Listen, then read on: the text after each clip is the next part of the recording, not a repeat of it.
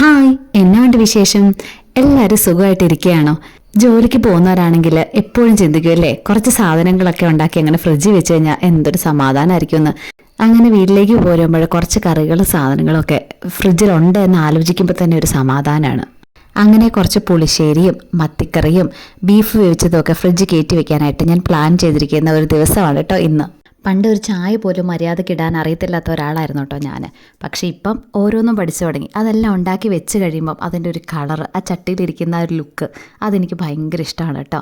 അങ്ങനെ എന്തായാലും ഞാനൊരു ചായയൊക്കെ ഉണ്ടാക്കി കഴിഞ്ഞപ്പോഴത്തേക്കും നല്ലൊരു തണുത്ത കാറ്റും ചെറിയ തൂളൽ മഴയൊക്കെ ഉണ്ടായിട്ടോ. നല്ല മഴ വേണമെന്നായിരുന്നു എൻ്റെ ആഗ്രഹം. പക്ഷേ ചെറിയ മഴയാണെങ്കിലും ആ പുതുമണ്ണിൻ്റെ മണവും അതിനോടൊപ്പം ചൂട് ചായയും സ്നാക്സും, ഇങ്ങനെ എനിക്കിഷ്ടമുള്ള പ്രകൃതിയിലെ ചില മൊമെൻറ്റ്സ് ഉണ്ട്. ഇത് കാണുമ്പോൾ ഞാൻ തന്നെ അറിഞ്ഞുകൊണ്ടൊന്ന് സ്ലോ ഡൗൺ ചെയ്യും.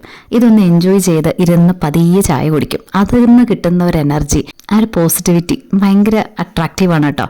ഇത് കാണുമ്പോൾ എൻ്റെ പിള്ളേരെയും വിളിച്ച് ഞാൻ കാണിച്ചു കൊടുക്കുവേ. ഇനി ഒരു ജിഞ്ചർ ലൈം സിറപ്പും കൂടെ ഉണ്ടാക്കാനുണ്ട്. കുറേ വർഷങ്ങൾക്ക് മുന്നെയാണ് ഞാൻ ഇതൊക്കെ ഉണ്ടാക്കിയിരുന്നത്. ഇപ്പോൾ വീണ്ടും ഉണ്ടാക്കുവാണ് കേട്ടോ. 1 കിലോ പഞ്ചസാരയ്ക്ക് 1/4 കിലോ ഇഞ്ചി, 14 നാരങ്ങ, ഇതാണ് ഇപ്പോൾ എൻ്റെ കണക്ക്.